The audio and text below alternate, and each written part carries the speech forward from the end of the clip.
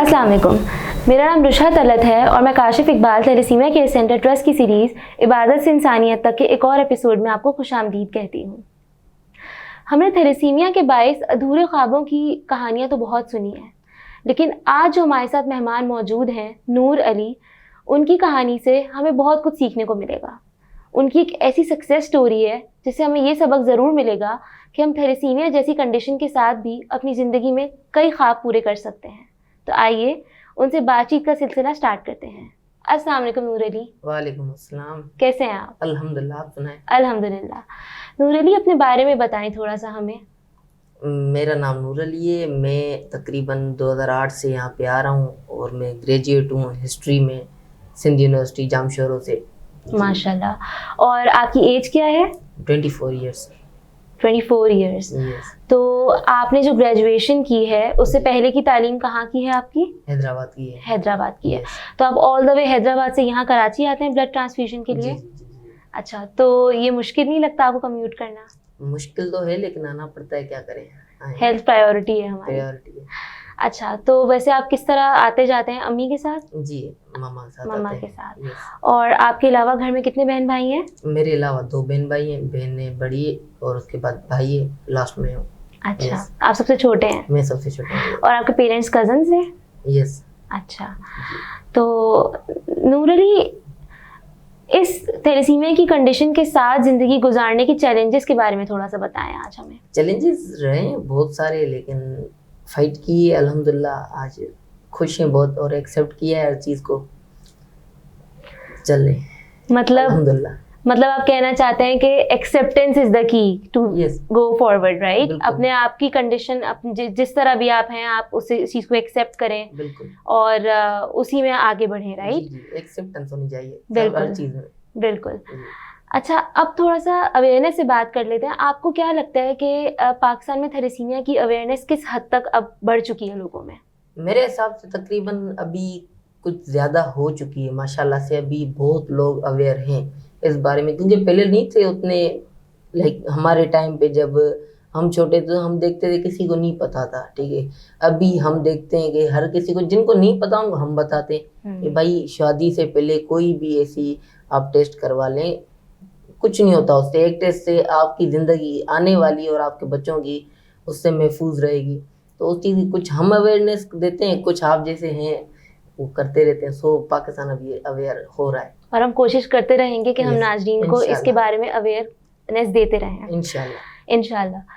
नूर अली, ये तो बात हो गई अवेयरनेस की कि आप जो समझते हैं पाकिस्तान में किस हद तक अवेयर हो चुके हैं लोग, Yes. लेकिन अभी भी एक ऐसा मखसूस कहेंगे तबका मौजूद है हमारी सोसाइटी में जो कि एक्सेप्ट नहीं करता है ऐसे इंडिविजुअल्स जी। को। तो कभी आपके साथ ऐसा हुआ है, किसी ने ऐसी हर्टफुल बात कह दी हो कि जिससे आपको लगा हो, जो आपके दिमाग में इम्बोस हो गई हो और वो अब तक है? कह सकते हैं कि है, लेकिन मैंने उस चीज़ को ज़्यादा डार्कली नहीं लिया, मैंने उसको छोड़ दिया। लेकिन थी हर्टफुल बात। किसी ने कहा था कि इस बीमारी के बच्चे ज़्यादा सर्वाइव नहीं करते, एक्सपायर हो जाते हैं। और वो बात मैंने खुद सुनी थी, तो वो चीज़ हट की थी बहुत, लेकिन छोड़ दिया। खेरे लोग कहते हैं, कोई बात नहीं। यस। नूर अली, आप क्या समझते हैं कि एज एन इंडिविजुअल आप थैलेसीमिया के बारे में अवेयरनेस फैलाने में किस हद तक कामयाब हुए एज एन इंडिविजुअल, कि आप योरसेल्फ, मतलब आप इस कंडीशन के साथ ज़िंदगी गुजार रहे हैं?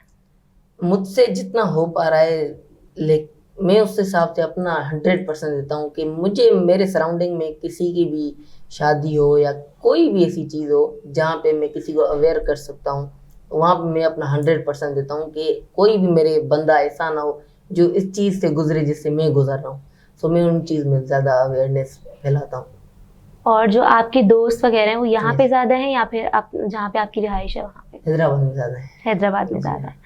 तो वो आपकी कंडीशन को लेकर कुछ उनके क्या मतलब रिएक्शंस होते हैं? एट टाइम ऐसा होता है जब आप नए लोगों से मिलते हैं तो उनको जब पता चलता है आपकी कंडीशन के बारे में, तो एज सोसाइटी हम इतने अभी अवेयर कह लें या हम इतने अभी ग्रो नहीं कर सके हैं कि हम ऐसे इंडिविजुअल को होल हार्टेडली एक्सेप्ट करें। कहीं ना कहीं हम डिस्क्रिमिनेशन कर देते हैं, तो उनको लेकर आपका क्या कहना है?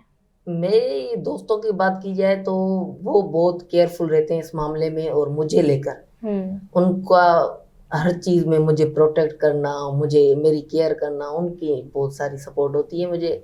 और दुनिया में अगर इस चीज़ में देखा जाए तो सोसाइटी नहीं एक्सेप्ट करती, क्योंकि लोग हैं उनसे मेरी जो बातचीत है, उनसे जो मेरे रिलेशंस हैं, उनकी वजह से एक्सेप्ट कर लिया है कुछ लोगों ने, लाइक दोस्ती हो या फैमिली रिलेशन हो, वो कर लेते हैं। अगर किसी न्यू बंदे से मिलते हैं तो वो अगर उनको पता चलता है तो उनका कुछ बिहेव थोड़ा डिफरेंट होता है। डिफरेंट होता है, उसकी वजह से थोड़ा फील होता है। लेकिन वो चीज़ अब आदत हो गई है लोगों को देखते, सो उनको कन्विंस करना पड़ता है, उनको समझाना पड़ता है कि ये चीज़ इतनी बुरी नहीं है जितनी आप समझते हैं, और ये चीज़ नेचुरल है, किसी के बंदे के हाथ में नहीं है। तो आप इस चीज़ में थोड़ा बाहर हैं, उस चीज़ से कुछ भी नहीं है, इसमें बुरा कुछ भी नहीं है, क्योंकि किसी के इंसान के हाथ की बात नहीं है, ये सारा नेचुरल है। बिल्कुल ऐसा ही है। यस, जब आप ज़ाहिर है कामयाबी की सीढ़ियाँ चढ़ते हैं तो रास्ते में बहुत सारी रुकावटें आती हैं। तो जब आप बैचलर्स कर रहे थे तो उस दौरान क्या हर्डल्स आए आपको? थैलेसीमिया, उसमें कुछ भी रुकावट नहीं बनी उसमें मुझे, क्योंकि उस चीज़ को मैंने रुकावट बनने नहीं दिया, या इसे भी कह सकते हैं, क्योंकि मैंने उस चीज़ को अपना एक लाइफ में साइड पे रखा हुआ है। वो चीज़ मेरी अलग है, मेरी अपनी पर्सनल लाइफ अलग है, वो मेरी यहाँ घर से लेकर हॉस्पिटल तक है, और मैं चाहता हूँ कि यहीं तक महदूद रहे, मेरी पर्सनल लाइफ में वो चीज़ ना आए, क्योंकि वहाँ पे मैं कुछ डिफरेंट हूँ, यहाँ पे मैं कुछ डिफरेंट हूँ। जिन लोगों को पता है मैं उनको पता रहने देता हूँ, और जिनको नहीं पता तो मैं मोस्टली ये कोशिश करता हूँ उनको पता ना चले। ये दुनिया की कुछ होते हैं बिहेव जो कभी हर्ट करते हैं, कभी कुछ, तो उसकी वजह से हम उसको साइड पे रखते हैं। तो यूनिवर्सिटी के टाइम पे भी मैंने कभी इस चीज़ को शो ही नहीं किया, तो कभी इस चीज़ में रुकावट बनी भी नहीं। क्योंकि आप खुद एक बहुत ही बाहिम्मत इंडिविजुअल हैं। Thank you. बैचलर्स के दौरान या उससे पहले की जो भी पढ़ाई रही है आपकी, उसमें ज़ाहिर है आपको ट्रांसफ्यूजन्स के लिए ऑल द वे कराची आना पड़ता होगा, क्योंकि आप शुरू से काशिफ इकबाल थैलेसीमिया के सेंटर ट्रस्ट में आए 2008 से, राइट? तो उसके लिए जब टाइम निकाल कर आना, वो कोई प्रॉब्लम नहीं बना आपके लिए? नहीं, प्रॉब्लम नहीं बना, क्योंकि प्रायोरिटी ये थी ना। बिल्कुल। यस, उसकी वजह से तो कभी स्कूल के टाइम पे होती थी, क्योंकि एक चीज़ कंसिस्टेंटली तो में बंदा थक जाता है। बिल्कुल। तो अब वो चीज़ देख के ये रियलाइज़ होता है कि नहीं, थकना नहीं है, अभी सफ़र बहुत लंबा है, इतने में थक गए तो आगे मुश्किल होगी, सब नहीं थके। बहुत बहुत खूबसूरत बात की आपने। अच्छा, आप क्या समझते हैं कि लोगों का एक बहुत ही आम ख्याल है कि ये ना मतलब लगने वाली बीमारी है थैलेसीमिया, जी, ठीक है, तो इसके बारे में ज़रा लोगों को अवेयरनेस दें अपने तौर से कि ये ऐसा कुछ भी नहीं है, ये मिसकॉन्सेप्शंस हैं। ये तो हकीकत है कि लोग समझते हैं कि ये लाइक ऐसे फ्लू टाइप या कोई वायरल टाइप ऐसी कुछ बीमारी है, किसी से किसी और में मुंतकिल होती है, लेकिन ऐसा कुछ भी नहीं है। ये सिर्फ जनरेशन्स में चलती है, और उसके अलावा किसी पर्सन से पर्सन में नहीं जाती, जनरेशन से जनरेशन में जाती है। और उसकी भी आजकल ऐसी है कि हम टेस्ट करवा के उस चीज़ को रख सकते हैं, और वो चीज़ ज़्यादा नहीं बढ़ सकती।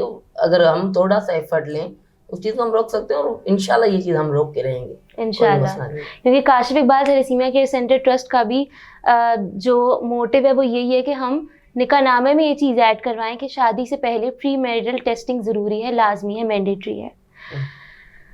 और नूर अली, आप ये भी बताएं कि आप अपने तौर से लोगों को क्या अपील करना चाहेंगे इस रमज़ान के बाबरकत महीने में, और ऐसी कोई बात जो आप चाहते हैं उन तक पहुँचे ताकि वो मज़ीद अवेयरनेस इस चीज़ पे ले सकें, तो आप दे सकते हैं। मैं किसी को यही रिक्वेस्ट कर सकता हूँ कि इस रमज़ान के महीने में सबसे पहले जो चीज़ है कि अगर आप टेस्ट करवाएं तो अपनी जनरेशन को, अपनी फैमिलीज़ को, अपनी लाइफ को आप सेव कर सकते हैं। और दूसरी चीज़ ये कि आपके पास जो ब्लड है बॉडी में, वो कुदरत की देन है, आपके उसमें कुछ कमाल नहीं है। तो अगर आप उसको डोनेट करेंगे तो उसमें आपका ही कमाल होगा, उसमें और किसी का नहीं होगा, क्योंकि उसकी एक मुद्दत होती है, वो एक्सपायर हो जाता है। अगर आप किसी को डोनेट नहीं करते वो ज़ाया हो जाता है। तो बेहतर है आप डोनेट करके किसी की लाइफ बचाएं। और यहाँ पे सैकड़ों हज़ारों बच्चे आपके ब्लड के मुंतज़िर रहते हैं। So please donate your blood. Thank you so much Noor Ali, it was a lovely conversation with you and बहुत मज़ा आया आपसे बात करके।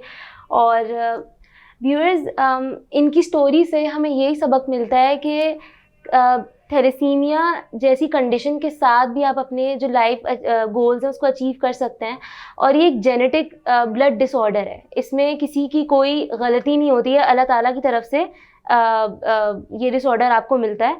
और इसमें जो मेन क्रक्स था इस पूरे एपिसोड का वो यही था कि आप इस कंडीशन के साथ भी अपने लाइफ गोल्स अचीव कर सकते हैं, और सोसाइटी को भी चाहिए कि वो ऐसे लोगों को एक्सेप्ट करे। So that's all from our side. Thank you so much. See you in the next one.